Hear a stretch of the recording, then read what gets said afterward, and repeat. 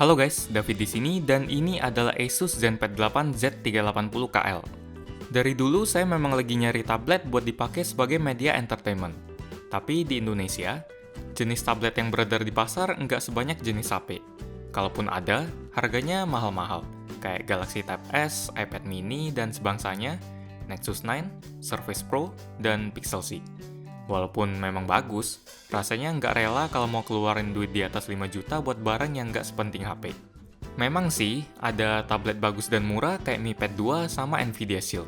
Tapi barangnya nggak ada di Indonesia, jadi ya sama aja bohong. Nah, kebetulan, Asus mau minjemin tablet ini ke saya buat di-review. Karena memang lagi nyari dan terutama nggak usah bayar, tentu saja saya langsung terima. Dan setelah dipakai beberapa minggu, saya agak merasa sayang waktu mikir tablet ini harus dibalikin. Sesuai dengan namanya, ZenPad 8 punya layar seluas 8 inci dengan resolusi 800x1280 pixel, yang total menghasilkan kerapatan 189 ppi. Tentu saja kerapatan ini terbilang kecil dan harusnya tiap tablet sudah minimal beresolusi Full HD. Tapi dengan harga 2,6 juta, saya nggak bisa banyak protes. Faktanya, saya malah lebih tahan nonton YouTube menggunakan tablet ini sambil guling-guling ketimbang nonton di monitor atau HP saya yang sudah Full HD. Analoginya, ini mirip-mirip sama orang yang lebih milih main PS atau Xbox karena posisinya bisa lebih PW di sofa daripada main di PC. Walaupun tenaga PC lebih kuat, tapi posisi duduknya nggak bisa nyantai. Layar 8 inci ini menggunakan panel IPS dengan teknologi Visual Master, yang katanya teknologi ini menjadi penyempurna tampilan yang menggabungkan perangkat keras dan lunak. Tampilan layarnya saya akui memang jadi lebih cerah dibanding IPS biasa, walaupun masih nggak bisa nyaingin AMOLED. Dan kalau warnanya nggak cukup cerah, kita bisa kasih steroid tambahan pakai mode vivid di aplikasi bawaan Splendid. Nggak cuma bisa cerahin warna, kita juga bisa atur temperatur warna layar ini. Tapi yang selalu saya pakai cuma blue light filter, yang bikin layarnya jadi lebih agak kekuningan dan lebih ramah mata waktu malam hari. Tapi, walaupun saya cukup puas dengan kualitas tampilannya, ada satu hal yang bikin saya kurang nyaman waktu pakai tablet ini dalam kondisi gelap, yaitu screen bleeding yang ada di beberapa titik layar tablet ini. Kalau Anda beli tablet ini, sebaiknya langsung dicek aja. Soalnya ini kondisi yang seharusnya nggak ada dan bisa diklaim pakai garansi. Memang, kalau dalam keadaan terang nggak bakal kerasa. Dan pas gelap pun kenyamanannya cuma berkurang dikit banget. Tapi sebagai orang yang bayar, Anda berhak dapetin kondisi perangkat yang sempurna. Kalau saya sih memang bakal balikin tabletnya, jadi nggak mau ambil pusing. Oh iya, saya dari tadi banyakan bilang pemakaian pas malam atau pas gelap. Itu karena saya memang lebih sering pakai ZenPad 8 pas udah nyantai. Saya memang pakai tablet dengan tujuan multimedia aja, bukan komunikasi. Walaupun bisa dimasukin kartu SIM 4G dan dipakai buat nelpon, tapi nggak saya manfaatin karena saya punya perangkat yang lebih praktis bernama handphone. Kalaupun saya masukin kartu SIM ke dalamnya, itu pasti buat dapetin koneksi internet dari paket data. Di bagian belakang ini juga ada satu konektor unik, yang tujuannya buat urusan kustomisasi. Ada Asus audio cover buat speaker tambahan, dan Asus power case buat daya baterai tambahan. Katanya power case ini bisa nambah umur baterai sampai 16 jam. Baterai bawaan berkapasitas 4000 mAh-nya sendiri sih sudah cukup impresif. Screen on time-nya bisa 5-6 jam.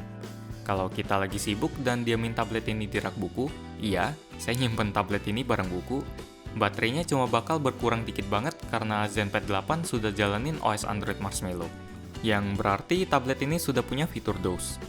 Untuk spesifikasinya sendiri, ZenPad 8 Z380KL menggunakan prosesor Snapdragon 410, GPU Adreno 306, RAM 2GB, dan penyimpanan internal 16GB yang bisa diperluas hingga 64GB. Kamera belakang 5MP dan kamera depan 2MP.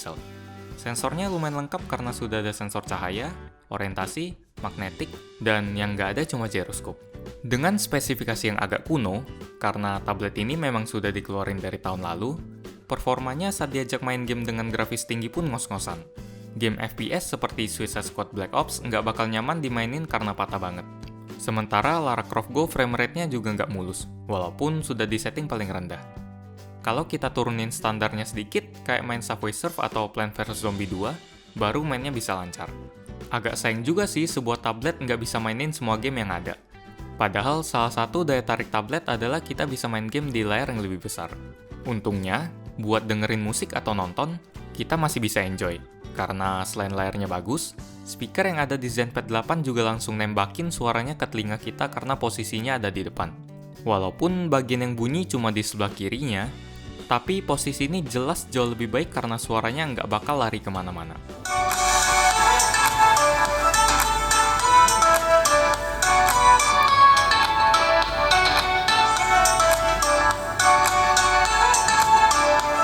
Kelemahan kamera ZenPad 8 sebagai kamera dari sebuah tablet nggak bisa dihindarin.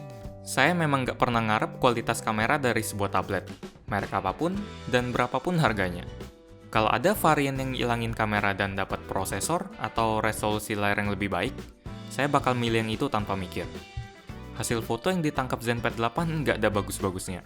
Di kondisi ruangan yang cerah sekalipun, detailnya sama sekali nggak ada. Dynamic range-nya nggak seimbang, dan sudah muncul sedikit noise. Kalau kita bawa ke dalam ruangan yang agak remang, kelemahan tadi tinggal dikali 3 aja. Untuk foto selfie juga sama aja, noise di mana-mana. Intinya, saya nggak nyaranin motret pakai kamera ini kalau ada pilihan kamera lain.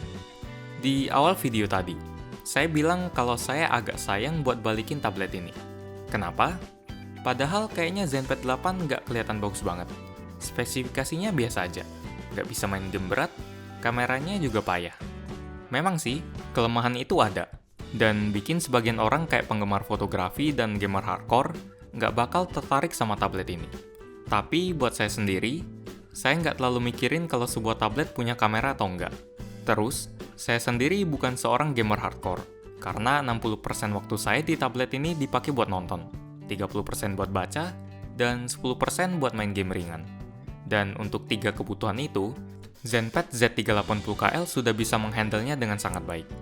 Demikian review Gadgetin untuk Asus ZenPad 8 Z380KL. Like jika Anda suka dengan video ini, dislike jika tidak suka, dan jangan lupa untuk komen, share, dan subscribe bagi Anda yang belum. Terima kasih sudah menonton, dan kita ketemu lagi di video selanjutnya. Yo!